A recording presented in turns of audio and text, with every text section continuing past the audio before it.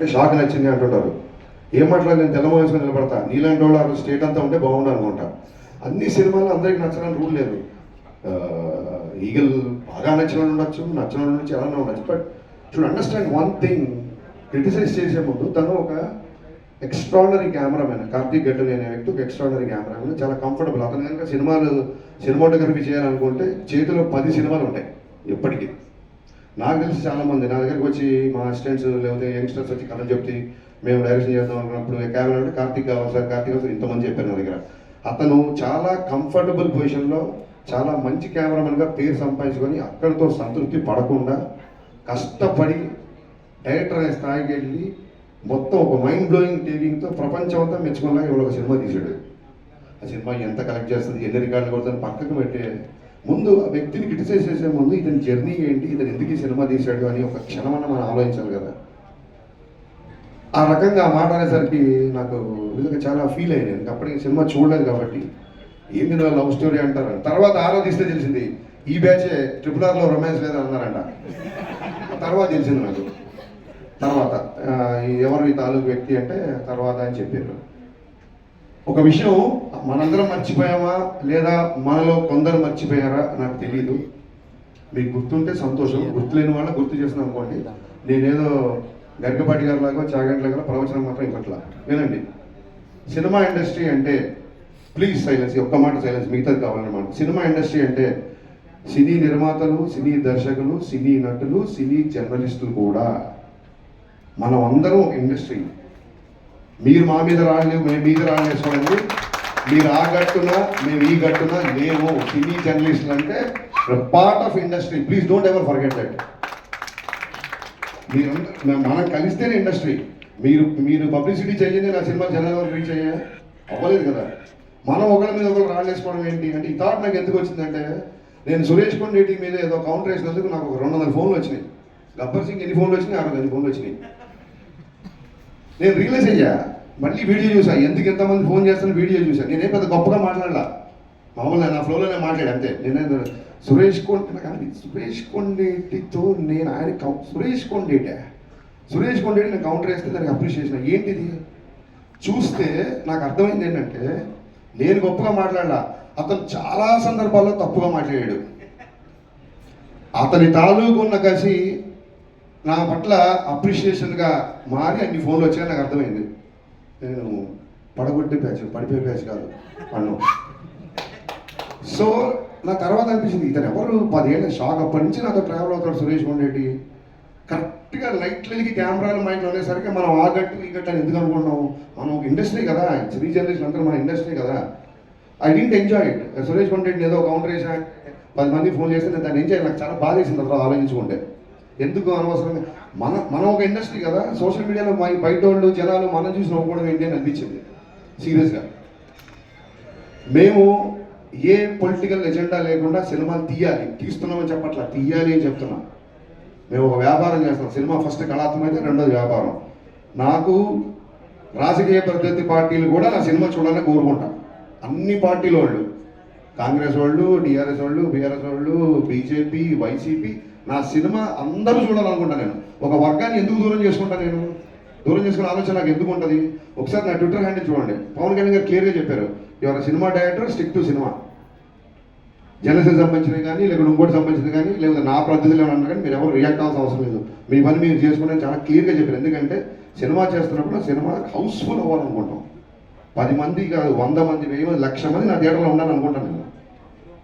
ఒక ప్రత్యేక ఎజెండా అంటే ఉండదు. నిన్న ట్వీట్ ఎందుకంటే బాధేసింది, అరే రెండో సినిమా చేస్తున్నాడు, మేము ఉన్నా కదా బండబారిపోయి మీ మాటలకి మీ టోలింగ్లకి అన్నిటికి మా సెటర్ మేము రెడీ. అతను రెండో సినిమా ఒక అద్భుతమైన కెమెరామెన్ ప్యాషన్తో ఒక సినిమా తీశాడు. ఇలాంటి రేటింగ్లు, ఇలాంటి నెంబర్లు, ఇలాంటి కామెంట్స్ మీకు నచ్చలేదు వదిలేయండి. సంస్కృతంలో సామెత ఉంది, నప్రియ సత్యం అప్రియం. అవతల వ్యక్తికి నచ్చని ఒక సత్యాన్ని కూడా చెప్పొద్దని ఒక సామెత ఉంది. మన ఇండస్ట్రీ కదా, మన వ్యక్తి కదా, వాడికి ఏం మీరు ఆకర్షణ పడ్డాకట్లా. ఏమైందంటే ఒక చిన్న లైన్ మిస్ అవుతున్నాం. క్రిటిసిజంకి ట్రోలింగ్కి తేడా తెలియకుండా పోతుంది. విమర్శ వేరు, ఎద్దేవా ఎగతాళి వేరు. ఎవరో సోషల్ మీడియాలో ఫ్రస్ట్రేటెడ్ యూతో, ఫన్ కోసం చేసే యూతో ట్రోల్ చేశారంటే అర్థం ఉంది. మన రివ్యూలు కూడా, మన మనుషులు కూడా ట్రోలింగ్ స్థాయికి దిగలేకపోతున్నారు. అక్కడ బాధేస్తుంది. క్రిటిసిజం ఎవరన్నారు? ఇక్కడ హరీష్ శంకర్ ఈ సీన్ దగ్గర పట్టు తప్పాడు, ఇక్కడ డైరెక్షన్ బాగాలేదు, ఈ సీన్ సరిగ్గా రాయలేదు, అద్భుతమైన క్రిటిసిజం కదా, క్రిటిసిజం చేయండి. ఎద్దేవాళ్ళను ఎగతాళి స్థాయికి వెళ్ళిపోతుంది, అక్కడ బాధేస్తుంది. ఇవన్నీ జరిగిన తర్వాత ఏమంటారంటే మళ్ళీ మైక్ తీసుకున్నాడు, మళ్ళీ గట్టిగా మాట్లాడంటారు. ఖచ్చితంగా గట్టిగా మాట్లాడతాను. 4 ఏళ్ళైంది, సినిమా లేట్ అవుతుందని చెప్పి ప్రొడ్యూసర్ ఇంట్లో కూర్చొని తెల్లారుల వరకు మద్యం తాగాడు ఒక డైరెక్టర్. ఇతను పవన్ కళ్యాణ్తో బ్లాక్ బాస్టర్ తీసి ఎంతమంది, ఇంకెవరు? ఇది మళ్ళీ ఆడికి ధైర్యం ఉండదు, మొత్తం రాసిన ధైర్యం ఉండదు. ఒక షాడో పెట్టి పెడతాడు, దమ్ముంటే నా ఫోటో వేసి హరీష్ శంకర్ తెల్లారులు తాగడానికి రాయి, దాని తర్వాత నేను కౌంటర్ వేస్తాను. నువ్వు నాకు ఏమైనా ఐస్ వేసావా, నాకు పెగ్గ కలిపావా, ఎలా పెగ్గబట్టిన అంటే నాకు పెగ్గు తీసుకొచ్చావా, ఏంటి అది సోర్స్? పోనీ ధైర్యంగా ఫోటో వేసి రాయడు ఒక చిన్న షాడో.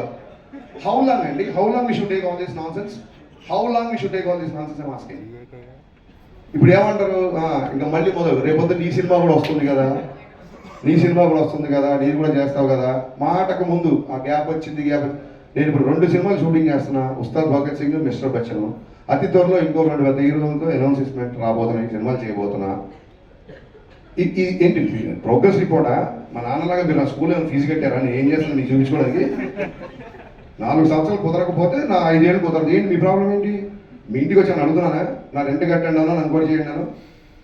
సినిమా లేట్ ఉందని ఫ్రస్ట్రేషన్ ఇదా నాకు తర్వాత అనిపించింది. ఎక్కడో చదివా, హరీష్ శంకర్ తాగిన మద్యం గురించి మాట్లాడడం కాదు. మన మన మన మన వాడు ఎలా ఉంటారంటే, శ్రీశ్రీ రాసిన పద్యం కంటే కూడా శ్రీశ్రీ తాగిన మద్యమే ఎక్కువ ప్రాచుర్యం పొందిందని చెప్పాడు కవి. విపరీతమైన పర్సనల్ అటాక్. మేమేమన్నా గాంధీ మాత్రం చెప్పామో మీకు? విపరీతం అయిపోయింది. నాకు కార్తీక్ పరీక్షలో నేను ఆ విషయంలో చాలా ఫీల్ అయ్యా. రేపు మన సినిమాలు వస్తున్నాయి, రేపు పొద్దున ఖచ్చితంగా పీపుల్ మీడియా ఫ్యాక్టరీ విశ్వప్రసాద్ చాలా ఓపెన్ చెప్పారు 100 సినిమాలు చేస్తాను. మేము అన్ని సినిమాలు చేస్తామని తెలియదు, ఎందుకంటే మీకు చూస్తున్నారు కదా 3 ఏసి 2 ఏసి పడుతుంది పర్పస్ సినిమాకి. సో అన్ని సినిమాలు తీయొచ్చు, తీయకపోవచ్చు. ఒకసారి మా గ్రూప్లో, మా డైరెక్టర్ గ్రూప్లో రాఘవేంద్ర గారు ఏదో సినిమాకి 27 years 100 films 150 అనేది పెట్టారు. మేము అందరం కంగ్రాట్ చేసాం. నేను అన్నాను, మేము 100 yearsలో 27 సినిమాలు తీయలేమేమో ఇప్పుడున్న పరిస్థితుల్లో అని చెప్పాను. ఇక్కడ నెంబర్ ఆఫ్ సినిమాలు వస్తాయి, మాలో విషయం ఉన్నంత వరకు మేము నిలబడతాం.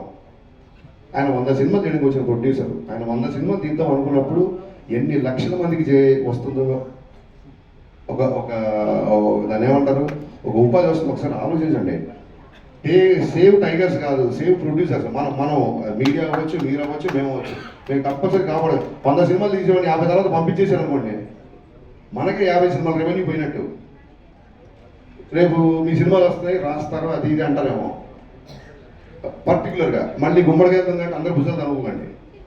పర్టికులర్గా సదరు వెబ్సైట్కి చెప్తున్నా, మీరు ఏమన్నా రాసుకోండి. ఎందుకంటే ఈ ట్రోలింగ్లు మీకు కొత్తమేమో. సినిమా పుట్టాక వెబ్సైట్లు పుట్టాక సినిమాలు పుట్టాక వెబ్సైట్లు పుట్టాయి. మేము ఇంట్లో నుంచి బయలుదేరి వచ్చే ముందు డైరెక్షన్ చేద్దాం ఉన్నప్పుడు ఫస్ట్ ట్రోలింగ్ స్టార్ట్ చేసింది మా అమ్మ, మా నాన్న. వీడి మొహానికి వీడు పెద్ద డైరెక్టర్ అని. ఆ తర్వాత మా బంధువులు, మా ఫ్రెండ్స్, మా నేబర్స్, హరీష్ గారు పెద్ద స్పీల్బర్గ్ అంటారా, సినిమాలకు వెళ్తానంటారా, ఈడో పెద్ద మంటాడతామంటారా అని చెప్పి అందరూ అన్నారు. ఈ ట్రోలింగ్లు మాకేం కొత్త కాదు. ఇప్పుడు మీరు చేసే ట్రోలింగ్ అసలు అప్పుడు ఏమీ లేనప్పుడు ట్రోలింగ్ చేస్తున్నారు. ఈ ట్రోలింగ్ అన్నీ మాకు ఎప్పుడూ అయిపోయినాయి.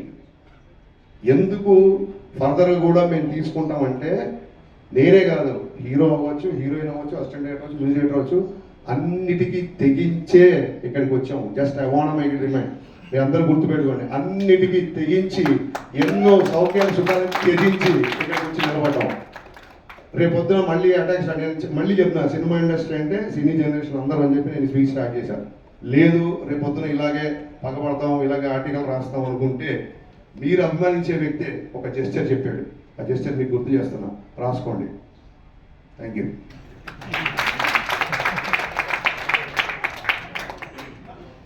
Okay, so thank you so much.